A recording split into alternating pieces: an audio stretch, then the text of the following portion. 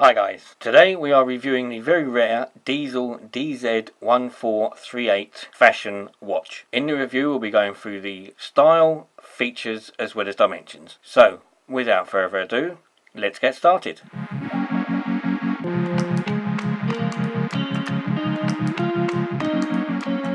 Okay, as you can see, with all of the Diesel watches you get a large Diesel box for your watch, which is a very substantial box with its little buckle things in it, and it looks like a sort of an animal box really, with holes in the top to let it breathe.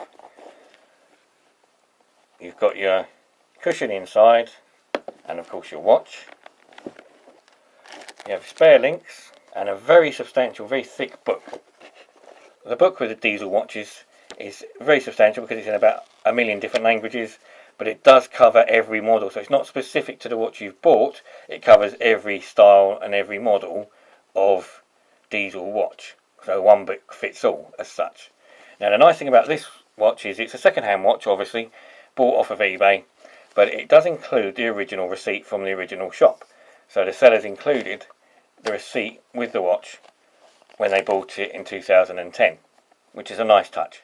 So as you can see, this is a very unique, very rare metal watch. We have a metal case, which is black at the bottom half and petrol iridescent on the top half. So if we go around the side, we've got the Diesel logo on this side in black at the bottom.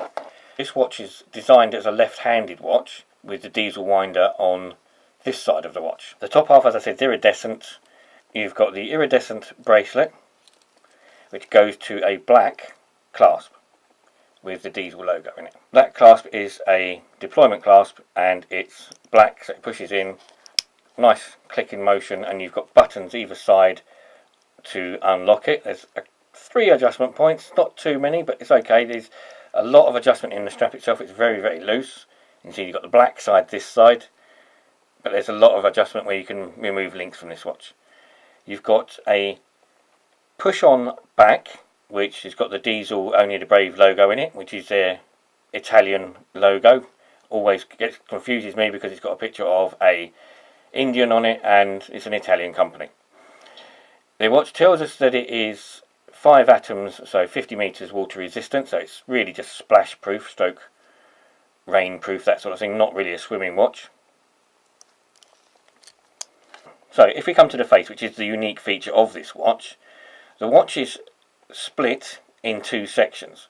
So you've got, as I said, the top half in this iridescent petrol colour, bottom half in black, and that goes for the face. It's like split halfway through. So the bottom half is just black with metal shiny black hour markers and little white dots for the minutes.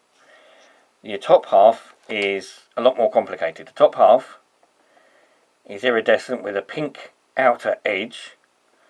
You've then got the markers underneath this sort of gold gilt edge. You've got the hour markers in a sort of a metal finish with the numbers. It's a 24-hour clock, so you've got 13, 14, 15 cut in half.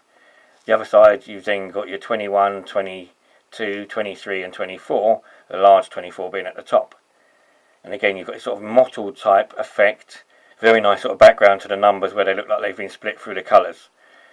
And you have black hands with luminous paint at the ends, and you have a glowing second hand. Now it's not very often you see a whole hand glowing second hand. I haven't had one of these for a very long time, so I'm quite impressed and quite overly joyed for some strange reason that the second hand is actually a whole glowing hand. It's quite often you see them.